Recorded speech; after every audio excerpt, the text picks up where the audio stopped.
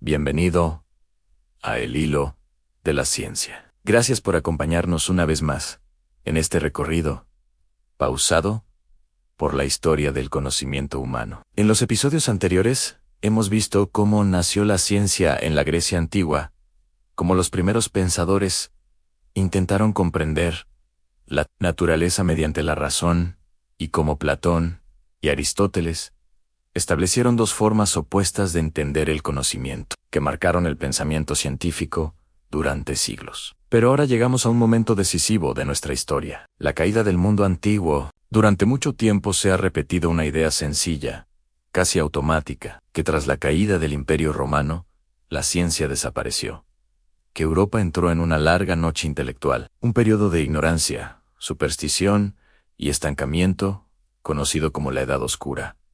Sin embargo, esta imagen es incompleta y en muchos aspectos profundamente injusta. La ciencia no desapareció con la caída de Roma. No se extinguió. No se olvidó. La ciencia cambió de lugar. Cambió de lengua. Cambió de contexto. Y en ese proceso de transformación, encontró nuevas formas de sobrevivir y de desarrollarse. Para comprender qué ocurrió realmente, debemos empezar por entender el colapso del mundo romano. El Imperio Romano no cayó de un día para otro. Fue un proceso largo, gradual, lleno de tensiones internas, crisis económicas, conflictos políticos e invasiones externas. Durante siglos, Roma había sido el principal vehículo de transmisión del conocimiento antiguo. Las obras griegas se copiaban, se enseñaban y se difundían a través del mundo romano. Las escuelas, las bibliotecas y las instituciones mantenían viva la herencia intelectual de Grecia. Pero cuando estas estructuras comenzaron a desmoronarse, el conocimiento dejó de tener un lugar estable. Las ciudades se despoblaron, las rutas comerciales se fragmentaron, la educación formal se redujo drásticamente. En Europa Occidental, el acceso a los textos clásicos se volvió cada vez más limitado. Muchas obras se perdieron, otras sobrevivieron solo de forma parcial. Sin embargo, incluso en este contexto, el conocimiento no desapareció por completo, encontró refugio. Uno de esos refugios fue el mundo cristiano medieval. Los monasterios desempeñaron un papel fundamental en la preservación del saber antiguo. En sus scriptoria, los monjes copiaban manuscritos a mano, letra por letra, no solo textos religiosos, sino también obras de filosofía, medicina y ciencia, heredadas del mundo clásico. Gracias a este trabajo silencioso y paciente, muchas obras de Aristóteles, Galeno o Euclides lograron sobrevivir al paso de los siglos, pero el interés principal de la Europa medieval no era la ciencia en sentido moderno. La prioridad era la teología.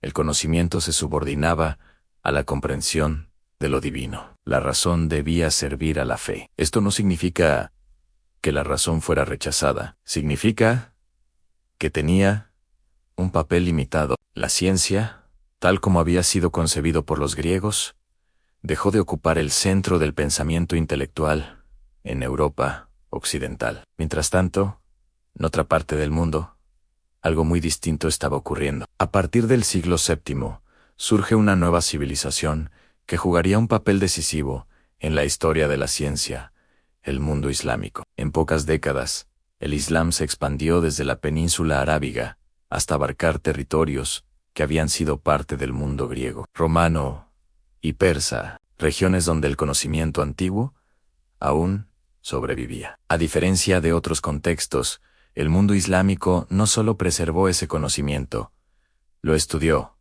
lo tradujo, lo amplió. Durante siglos, las principales obras científicas de la antigüedad fueron traducidas al árabe. Textos de Aristóteles, Hipócrates, Galeno, Ptolomeo y Euclides encontraron una nueva vida en otra lengua. Este proceso de traducción no fue pasivo. Los sabios islámicos no se limitaron a copiar, comentaron, criticaron y desarrollaron las ideas heredadas. Ciudades como Bagdad, Damasco, Córdoba y El Cairo se convirtieron en centros de conocimiento. En ellas surgieron bibliotecas, observatorios y escuelas. Uno de los proyectos intelectuales más ambiciosos de la historia tuvo lugar en Bagdad, la llamada Casa de la Sabiduría. Allí, eruditos de distintas culturas y religiones trabajaron juntos, traduciendo textos del griego, el siríaco y el persa al árabe. La ciencia se convirtió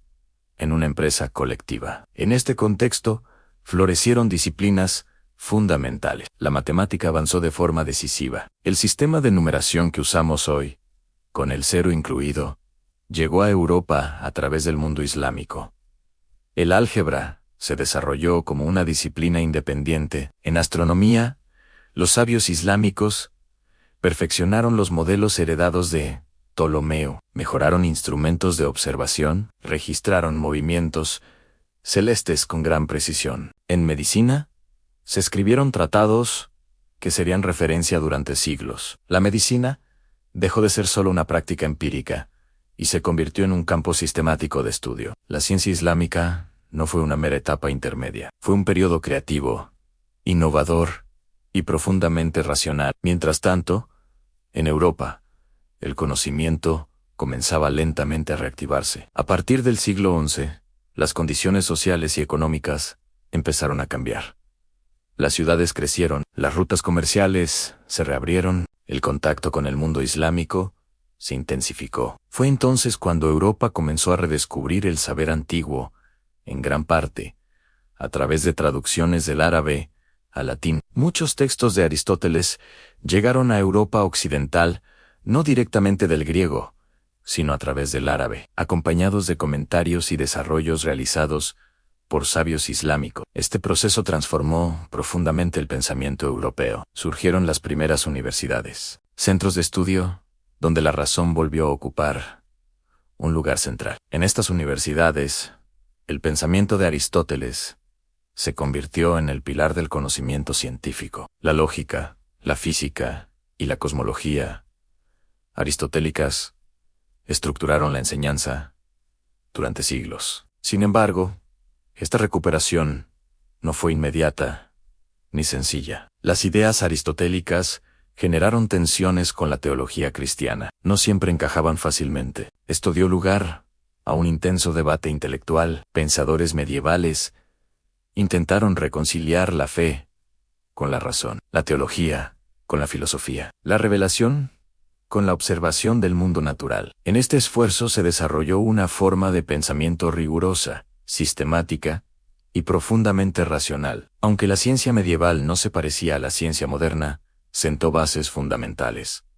La idea de que el mundo es comprensible, que la naturaleza sigue leyes, que la razón humana puede investigar esas leyes. La Edad Media no fue una época sin ciencia.